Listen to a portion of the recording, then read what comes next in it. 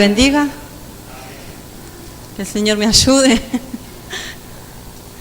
La verdad que es medio complicado, pero bueno, que el Señor tenga el control de todas las cosas. Vamos a estar continuando con el libro de Efesios. Habíamos visto en el capítulo 1, esta carta fue escrita por Pablo a la iglesia de Éfeso, y básicamente lo que habíamos visto era todas las bendiciones que teníamos como creyentes, todas las bendiciones espirituales del Padre, bendiciones espirituales del Hijo y también de su Santo Espíritu. Dice que el Señor nos bendijo, nos escogió, nos predestinó, nos adoptó, nos hizo aceptos, tuvimos redención, perdón, herencia, fuimos sellados, tenemos las arras del Espíritu Santo y tenemos el mismo poder que operó en Cristo Jesús, tenemos ese mismo poder operan en los hijos del Señor. Así que básicamente fue las bendiciones espirituales para los hijos del Señor, y ahora vamos a estar viendo el capítulo 2 de Efesios y le damos lectura en el nombre del Señor Jesús.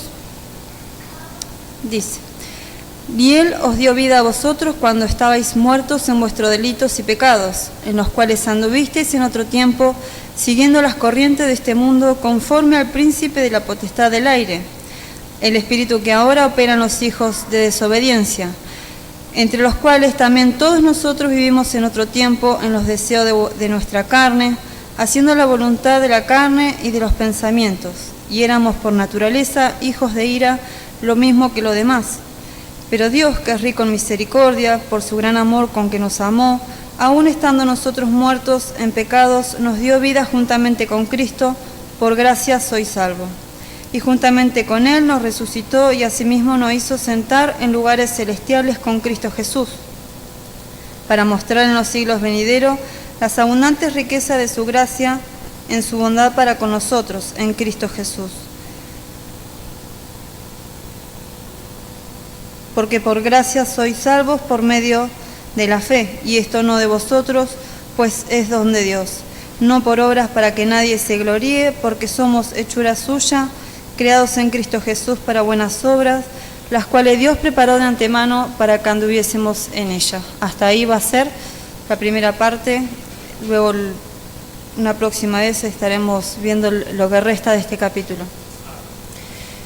Y vamos a dividir este mensaje en dos partes. Primero vamos a estar viendo la condición del hombre y luego la obra del Señor que el Señor hizo. Y vemos la condición del hombre. En Génesis 1:1, ¿por qué digo la condición del hombre? Porque acá dice, y Él os dio vida a vosotros cuando estabais muertos. Entonces vamos a estar viendo de dónde proviene esto que estábamos muertos. Porque si bien estábamos todos acá con vida, pero el Señor nos está hablando de otro tipo de muerte. Así que vamos a estar viendo dónde se originó esto de que estábamos muertos. Y vemos en Génesis 1:1 que sabemos que el Señor fue el creador de todas las cosas. Él creó al hombre y la mujer, lo puso en el paraíso. Tenían una relación con Dios. Sabemos que Dios suplía todas las cosas. No había pecado. Y lo que Dios había puesto era un libre albedrío, tanto en Adán como en Eva. En Génesis 3:1 vemos la desobediencia del hombre. ¿Y qué pasó con la desobediencia? Vemos cómo el pecado entró al mundo, ellos ya se habían notado que estaban desnudos, esa relación, esa comunión que el hombre tenía con el Señor se rompió, que eso se le llama, hubo una separación y Dios los desterró del paraíso. Entonces vemos acá, cuando desobedecieron, que se produce la muerte, tanto espiritual, que es lo que vamos a estar viendo, en Romanos 3:23, y la muerte física también se originó acá en el huerto del Edén, en Romanos 5:12, eso está. Y básicamente muerte en sentido corriente significa cesación de la vida y bíblicamente significa separación, o sea, estamos separados del Señor al nacer. A causa de la caída, entonces, cada ser humano que nace espiritualmente separado del Señor, muerto espiritualmente. Y dice acá que Cristo nos dio vida a vosotros cuando estábamos muertos en vuestros delitos y pecados. ¿Pecado qué es? Es todo aquello que va en contra de la voluntad del Señor, todo lo que está en contra de las leyes del Señor, de lo que el Señor nos dice de sus leyes, todos sus mandamientos, todo lo que va en contra, eso es pecado, es estar errando al blanco. Entonces, básicamente en el versículo 1 estábamos separados de Dios, cometiendo todo acto contrario a la voluntad del Señor. En Isaías, si lo quieren buscar, Isaías 1:6 es un claro ejemplo.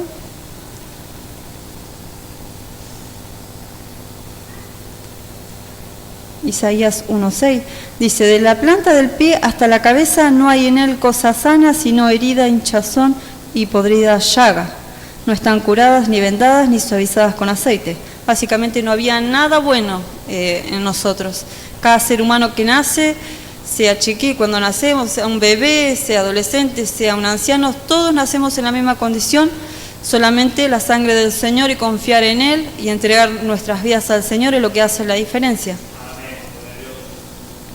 Entonces el versículo 2 dice: en los cuales anduvisteis en otro tiempo, siguiendo la corriente de este mundo, conforme al príncipe de la potestad del aire, el espíritu que ahora opera en los hijos de desobediencia.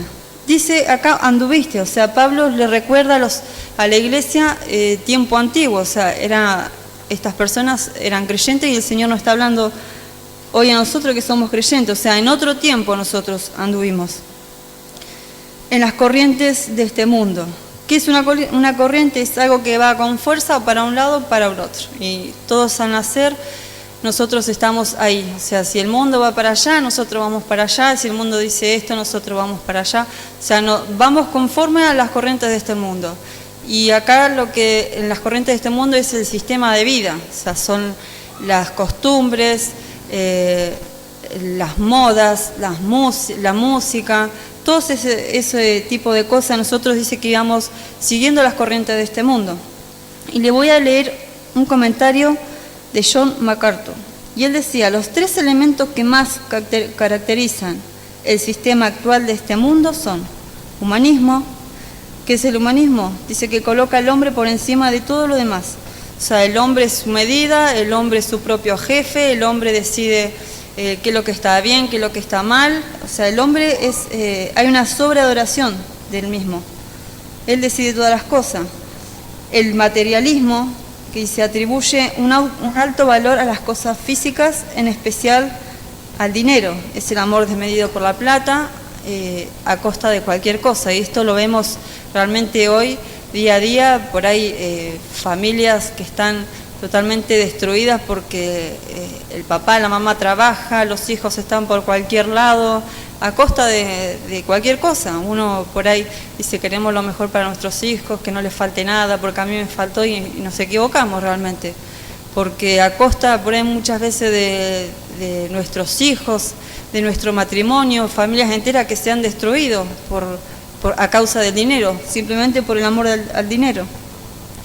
Y el sexo ilícito, que la perversión moral, corrupción sexual, ideologías, básicamente lo que vemos hoy día es una depravación total lo que está sucediendo hoy día. Y voy a estar leyendo primera de Juan 2:15.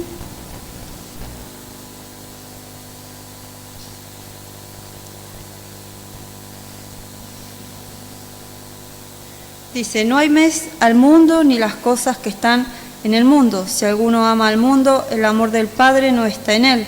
Porque todo lo que hay en el mundo, los deseos de la carne, los deseos de los ojos y la vanagloria de la vida, no proviene del Padre, sino del mundo.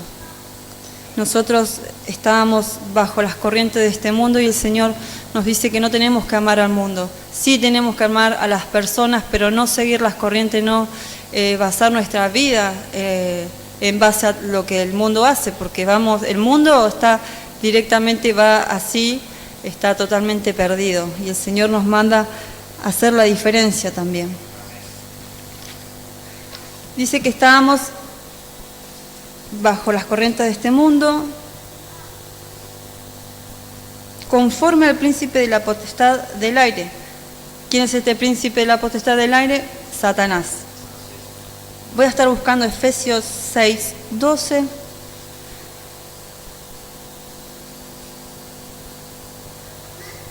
Efesios 6:12. Dice: porque no tenemos lucha contra sangre y carne, sino contra principados, contra potestades, contra los gobernadores de las tinieblas de este siglo, contra huestes espirituales de maldad en las regiones celestes. Entonces vemos que las regiones celestes es donde opera Satanás. Por ahí uno tiene metido en su cabeza, o nos han metido en nuestra cabeza, que Satanás está en el infierno y no sé, de tal color, de tal forma, y no es así. Satanás opera desde las regiones celestiales. Entonces, como creyentes y como seres humanos, ¿no es cierto? Tenemos dos opciones en la vida: seguir el camino de Satanás, que sería la desobediencia de Dios, o el camino de Dios y resistir a Satanás, hacerle frente a Satanás y poder estar resistiendo a él. O sea, son dos caminos que tenemos, no tenemos muchas opciones, y el Señor siempre es blanco o negro. Tenemos dos caminos en él. Satanás y sus huestes operan desde las regiones celestes, usando como medio las corrientes de este mundo, el sistema de vida, la música, las modas, la educación.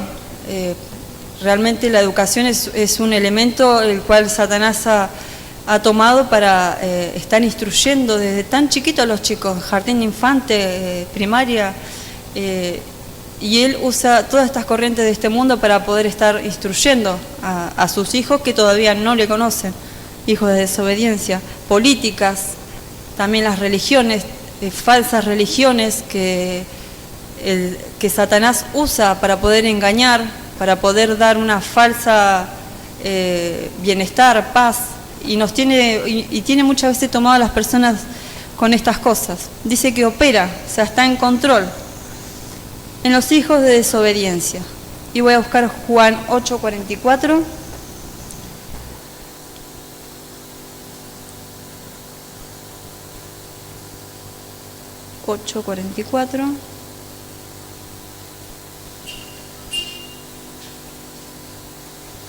Dice: vosotros sois de vuestro padre el diablo, y los deseos de vuestro padre queréis hacer. Él ha sido homicida desde el principio, y no ha permanecido en la verdad, porque no hay verdad en él. Cuando habla mentira, de suyo habla, porque es mentiroso y padre de mentira. Pero vemos acá, cuando dice hijo de desobediencia, hay una relación de padre e hijo. Y como todo padre que instruye a sus hijos, por ejemplo, cuando ya somos creyentes, instruimos a nuestros hijos en el camino del Señor. Bueno, Satanás, como todo padre, instruye a sus hijos como mediante las corrientes de este mundo. Con, no sé, música, moda, como le decía, religiones, tantas cosas que él utiliza para poder instruirlo, haciendo su plan, o sea, llevándolo cada vez más y más a la impiedad y consiguiendo lo que él quiere, que es la pérdida del ser humano, del alma de la persona. O sea, él como todo padre instruye a sus hijos. El versículo 3 dice: entre los cuales también nosotros vivimos en otro tiempo, en los deseos de vuestra carne, haciendo la voluntad de la carne y de los pensamientos, y éramos por naturaleza hijos de ira, lo mismo que los demás. Dice que vivimos en otro tiempo, pasado, ahora no. Y el creyente tiene que haber una diferencia, ¿no es cierto? Nosotros antes éramos una cosa y luego de conocer al Señor tenemos que ser otra cosa. No podemos seguir viviendo conforme al mundo, por lo que sea. Hay creyentes quizás por vergüenza, terminan actuando como los hijos de Satanás. Y el Señor nos pide que tenemos que tener una diferencia nosotros. Nosotros antes vivíamos de una forma, antes, no sé, quizás robábamos, ahora no se puede hacer más. Antes, por ejemplo, mi ejemplo, para mí, mis padres, por ejemplo, no eran casados. Y yo durante mucho tiempo, para mí, eso era algo normal, ¿no es cierto? Y el Señor me enseñó que eso no es así. El Señor manda que las personas se casen. Y nosotros tenemos que saber que antes éramos una cosa y el Señor nos hace nueva criatura en Él. Dice que vivíamos en otro tiempo, todos necesitamos ser rescatados, nos tenemos que dar cuenta, toda persona que nace necesita ser rescatada. El cristiano ya no está bajo ningún poder maligno, ya Satanás no tiene dominio sobre nosotros porque fuimos comprados por Cristo, por su sangre. Así que no podemos estar diciendo no porque Satanás me tentó, no porque esto no, ya no es así. Nosotros fuimos comprados por precio de sangre y ya Satanás no tiene dominio sobre nuestras vidas. Dice que andábamos en los deseos de nuestra carne. Primera de Juan 2:16, voy a estar leyendo.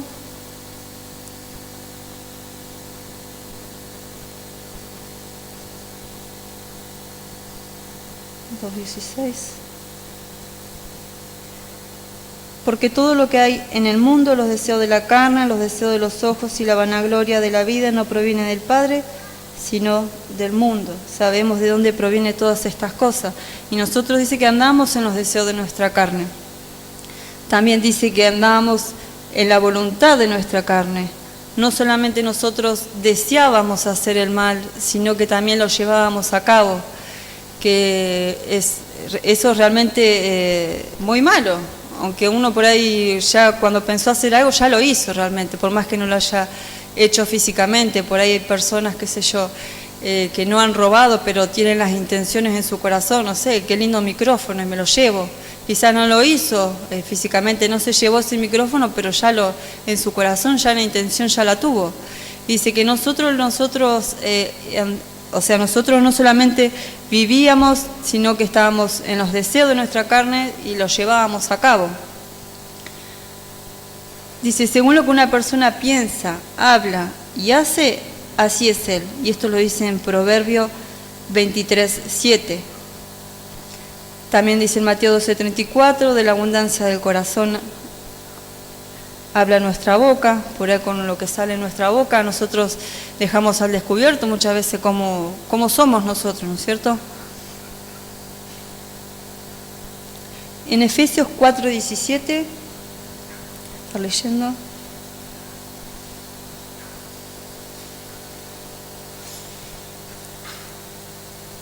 Dice, esto pues digo y requiero en el Señor, que ya no andéis como los otros gentiles que andan en la vanidad de su mente.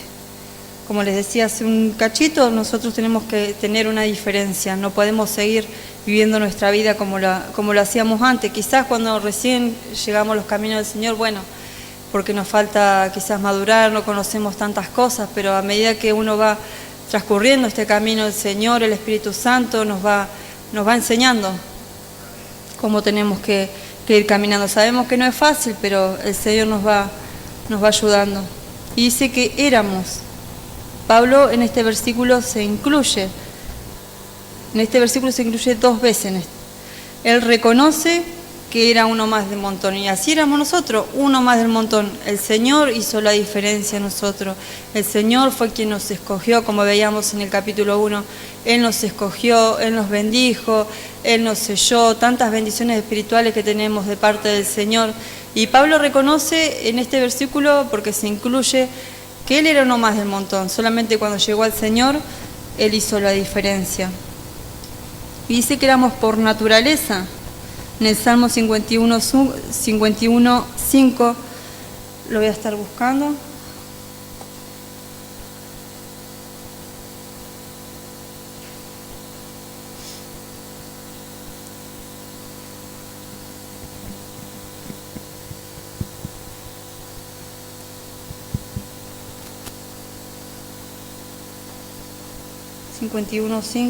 He aquí en maldad he sido formado y en pecado me concibió mi madre.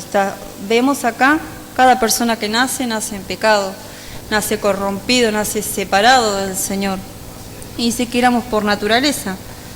O sea, éramos todos merecedores de la ira del Señor. Íbamos todos bajo condenación. Solamente el Señor, que ha tenido misericordia, nos ha podido escoger, nos ha salvado, nos ha adoptado, nos ha tomado en sus manos, nos ha dado salvación.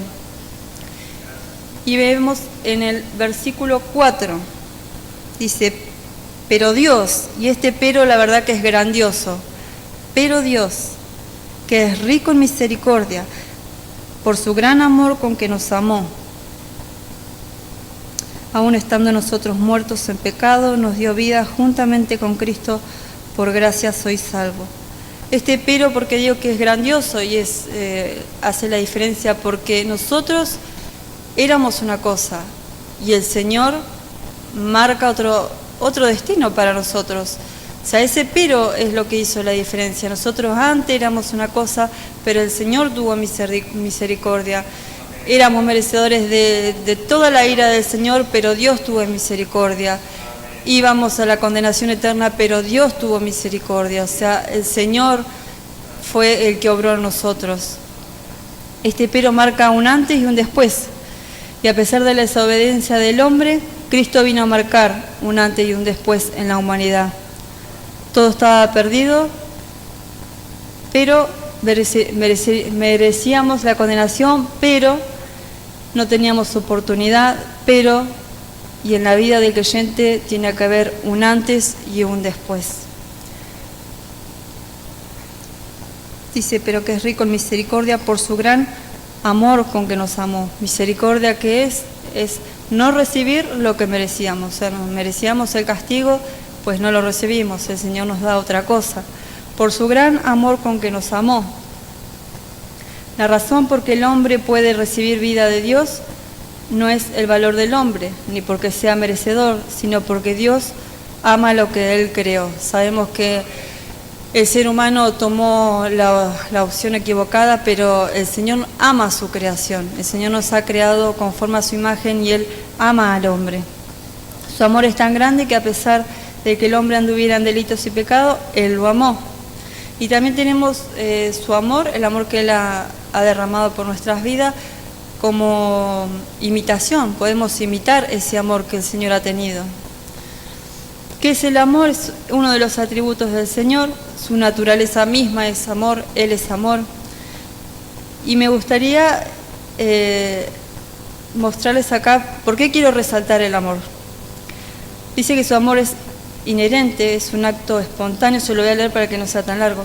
Es un amor espontáneo que nace de Él porque el amor es parte de Él. No es provocado por nada que haya en nosotros ni hagamos. Dios nos ama desde la eternidad hasta la eternidad. Su amor es eterno, como Él es eterno también lo es su amor, es soberano, Dios no está obligado para con nadie, Dios es su propia ley y actúa de acuerdo con su voluntad, Efesios 1, 4 y 5, es infinito, es inmutable, no cambia ni disminuye, y gloria a Dios por eso.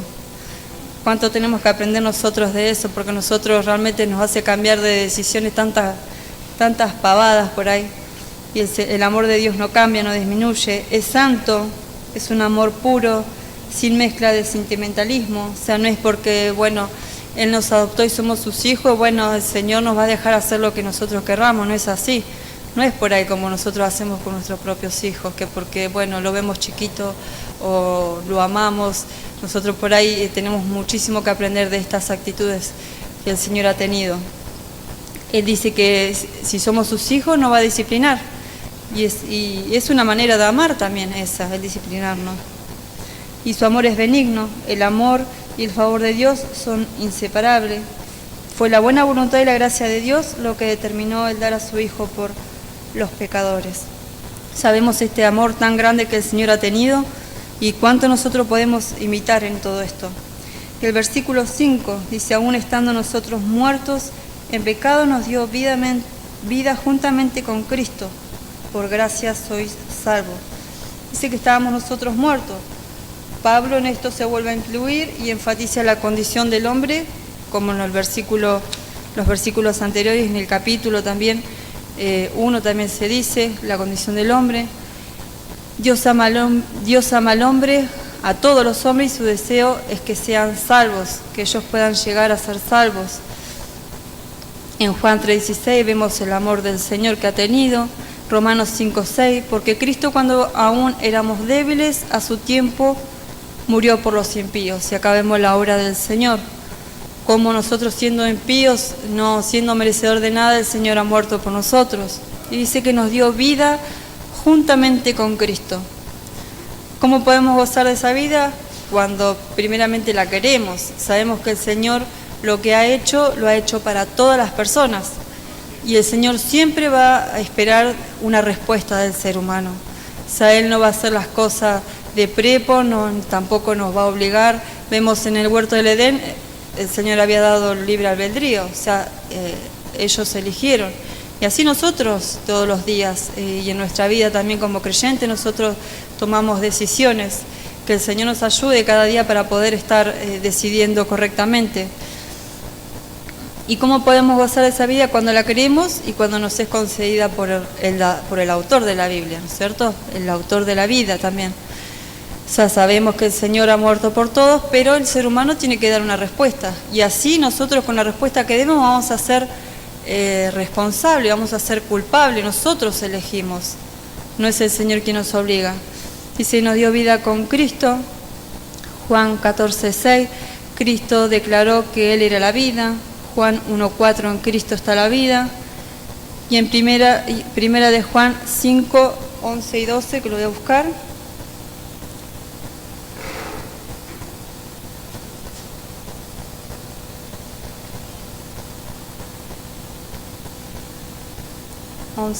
y 12.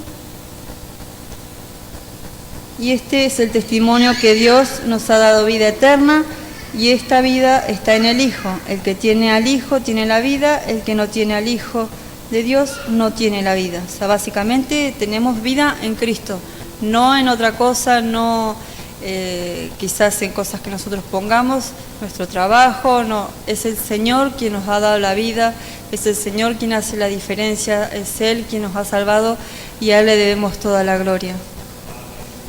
Y dice, por gracia soy salvo. ¿Qué es la gracia? Es un favor no merecido. Recibo lo que no merezco. Pablo recuerda que no es por algo que hayamos hecho, sino por gracia y misericordia del Señor. Sabemos que nada podemos hacer, nada que haya, ni aún la mejor obra que a nuestros ojos, ¿no es cierto?, nos parezca buena, no hay nada que podamos hacer que pueda pagar lo que ha hecho el Señor Jesús por nuestras vidas. Fue por gracia y misericordia, no porque el hombre valiera mucho o por lo que seamos, sino por gracia y misericordia del Señor. Y versículo 6 dice, y juntamente con Él nos resucitó y asimismo nos hizo sentar en lugares celestiales con Cristo Jesús. Si vemos que Él nos resucitó, nos damos cuenta de que estábamos muertos. Dice que Él nos resucitó. Y cuando dice nos resucitó, habla acá del pasado, o sea, algo que ya ocurrió en el momento de nuestra conversión. Y acá de lo que se está hablando es acerca del bautismo, no del bautismo por agua, sino del bautismo cuando nosotros creímos en el Señor y fuimos sumergidos, fuimos introducidos en la familia del Señor. Dice que Él nos resucitó. Fuimos muertos con Cristo y resucitados en Cristo. Dice que nos hizo sentar. Acá habla de nuestra posición que tenemos en Cristo y con Cristo. Fíjese usted que habla toda de cosas pasadas, cosas que sucedieron en el momento que nosotros creímos en el Señor. El versículo 7 dice, para mostrar en los siglos venideros las abundantes riquezas de su gracia en su bondad para con nosotros en Cristo Jesús. Vemos acá que el poder, las obras y la misericordia, todo lo que Él ha establecido, ha permanecido y permanecerá para siempre. Nosotros como creyentes, como hijos del Señor, vamos a ser la muestra de que Dios es grande, de que Dios es poderoso. Nosotros mediante nuestra vida podemos predicar con nuestra vida, ¿no es cierto?, con nuestras acciones, con nuestros pensamientos. Y nosotros somos un claro ejemplo de que el Señor ha tenido amor para con nuestras vidas. Su poder en nosotros, Él en nosotros y no nosotros mismos. Y esto a medida que va pasando el tiempo, fíjese, la Biblia es un libro que todavía permanece, más allá de que ha sufrido varios intentos de que desaparezca, la palabra del Señor permanece y Él lo dice en su palabra. Y el versículo 8 dice, porque por gracia sois salvos por medio de la fe, y esto no de vosotros, pues es don de Dios. Dice que por gracia, o sea, gracia, favor no merecido, y vemos que esto es de parte del Señor, no es que se haya iniciado en nosotros, sino que es de parte del Señor. Dice por medio de la fe, que es la fe, es la confianza en Dios, puesta en Él y su palabra. Entonces vemos la salvación se consigue por medio de la fe, Vemos que el hombre tiene el libre albedrío, como le había dicho, o sea, el ser humano elige, Dios da la salvación, el hombre va a elegir, y la fe es el instrumento, el medio. Esto no dice acá, no de vosotros, pues es don de Dios, o sea, no era algo que hubiera nacido nosotros. A mí este versículo realmente lo había leído varias veces, pero es medio que me partió la cabeza, así por así decirlo, porque llegué a la conclusión que nosotros, no había nada bueno en nosotros, nada, porque dice que es don de Dios, que es un don, es una dádiva, un regalo, ni siquiera la fe que nosotros tuvimos, esa nació de nosotros. Dice que fue un regalo del Señor. El versículo 9 dice, no por obras para que nadie se gloríe. Dice, el hombre no tiene participación en la salvación. O sea, el Señor, fue un plan que el Señor diseñó, sabio, y como veíamos recién anteriormente, dice que ni aún esa fe había nacido en nosotros. Dice, el hombre no tiene participación en la salvación. Dice que si fuera por obras, el hombre se gloriaría. Y muchas veces esto pasa en varias religiones, quizás que, por ejemplo, ¿no es cierto?, en las peregrinaciones que hacen, no sé, tantas obras que hacen para poder conseguir el favor del Señor. Y una vez que las consiguen, muchas veces el ser humano se gloría y piensa que esa salvación fue por lo que Él hizo. Y aún muchas veces está la actitud en personas que hacen ese tipo de cosas, no sé, en pensar quizás que Dios está obligado porque ellos hicieron tal o cual cosa de obrar. No sé, quizás,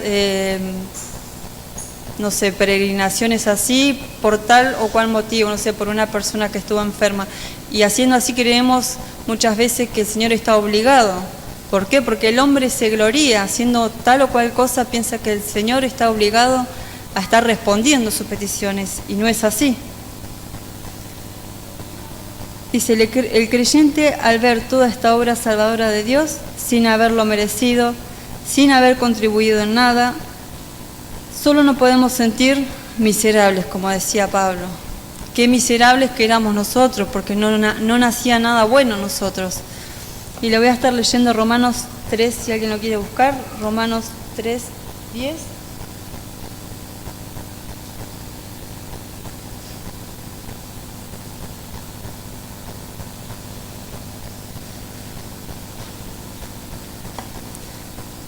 Dice, como está escrito, no hay justo ni aun uno, no hay quien entienda, no hay quien busque a Dios, todos se desviaron, a una se hicieron inútiles, no hay quien haga lo bueno, no hay ni siquiera uno. Y acá nos habla de, no había nada básicamente bueno en nosotros, por más que nosotros querramos hacer lo que querramos hacer, no hay nada bueno. Todo está corrompido en la persona que nace, que no conoce al Señor. Y el Señor ha obrado en misericordia para con nosotros. Y el versículo 10 dice, porque somos hechura suya, creados en Cristo Jesús para buenas obras, las cuales Dios preparó de antemano para que anduviésemos en ellas. Dice que somos hechura suya, fuimos creados a su imagen y semejanza, pero dice más abajo, en Cristo Jesús. Nosotros fuimos creados como seres humanos, pero en Cristo Jesús somos nueva criatura. Creados en Cristo Jesús con un propósito. Por ejemplo, una cámara de fotos es creada con un propósito. ¿Cuál es? Sacar fotos. Nosotros somos creados en Cristo Jesús con un propósito, ¿no es cierto? Un propósito que el Señor conoce. Entonces Dios nos crea con un propósito. Podemos ver acá el tema de la predestinación que hemos visto en el capítulo 1, que esto se trataba con el Señor nos había escogido con tal propósito, ¿no es cierto? Y ese propósito hablaba de la predestinación. Para buenas obras. Dios pone a sus hijos en el cuerpo de Cristo, o sea, nosotros, la Iglesia, para llevar a cabo esas buenas obras. Obviamente, no solamente acá en la Iglesia. Esto tiene que ser en todo momento, en nuestra vida, en nuestro trabajo, en la escuela. O sea, el ejemplo y el ser hijo de Dios lo tenemos que demostrar, ¿no es cierto?, en todo momento. Pero ¿dónde podemos obrar, hacer esas buenas obras? Una de nuestras opciones es acá en la Iglesia, ¿no es cierto? Dice, andar en esas buenas obras debería ser algo natural, o sea, no algo forzado. Podemos ver acá el tema de los frutos. Si bien uno cuando comienza no conoce tantas cosas, pero a medida que uno va caminando los caminos del Señor, uno va madurando, va teniendo frutos que quizás al principio no tenía. Y el Señor nos ha creado para buenas obras. Y no andar en estas obras es no cumplir con el propósito con el que el Señor nos ha llamado. Y ya para ir terminando, dice, entonces en Cristo somos renacidos, recreados y nuevas criaturas. Dice, las cuales, acá decía en el versículo 10, las cuales Dios preparó de antemano para que anduviésemos en ella. Vemos acá el tema de la predestinación que le decía anteriormente. De antemano Dios preparó esas obras cuando nos escogió, para que anduviésemos en ella. O sea, si el Señor nos ha escogido es para andar en buenas obras, no podemos quedarnos como creyentes siempre en el mismo lugar. O sea, nosotros tenemos que, como hijos del Señor, pensar en esto. Sí podemos pensar en grande, porque cuando pensamos y anhelamos cosas para la gloria del Señor, el Señor bendice y al Señor le agrada. O sea, tenemos que como creyentes pensar a futuro, tener anhelos, tener propuestas que nos hagan madurar como hijos del Señor. Dice, las cuales Dios preparó de antemano para que anduviésemos en ella. Nuestro camino como cristiano, el Señor es quien lo traza, está delineado por Él y no por nuestras propias ideas. O sea, nosotros llegamos a los caminos del Señor y el Señor dice cómo son las cosas. No van a ser nuestras ideas, nuestra manera, de caminar. Es el Señor quien traza el camino del cristiano. Él determina cómo andar y podemos hablar acá de nuestro servicio al Señor, por ejemplo, como les decía recién, cómo poner nuestras manos a la obra, cómo andar en esas buenas obras. Y le voy a leer por último 1 Corintios 12, 18.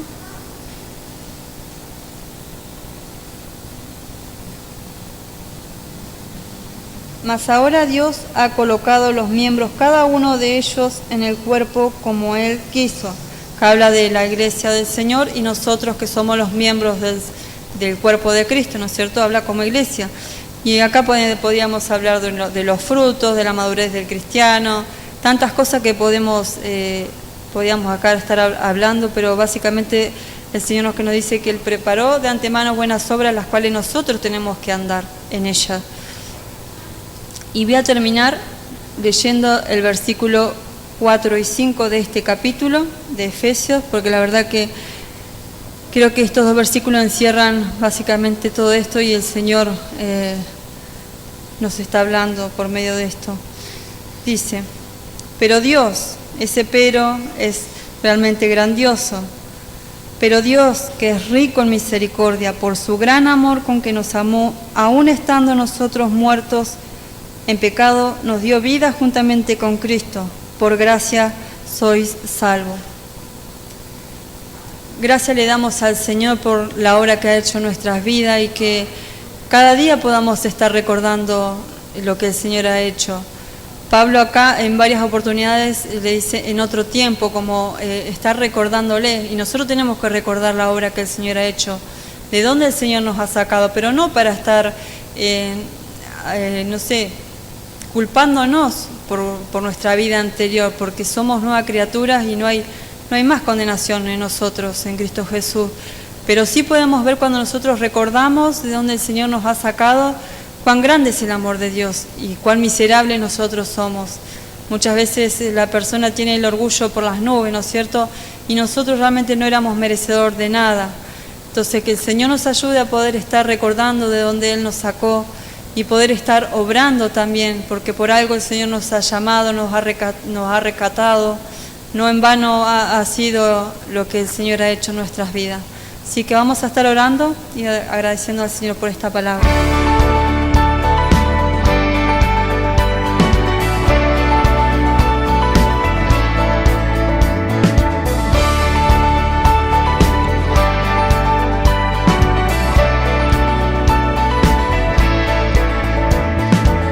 Si nuestro canal ha sido de bendición para tu vida y sentís el anhelo de poder colaborar, te dejaremos estas cuentas para que puedas ayudarnos a seguir creciendo.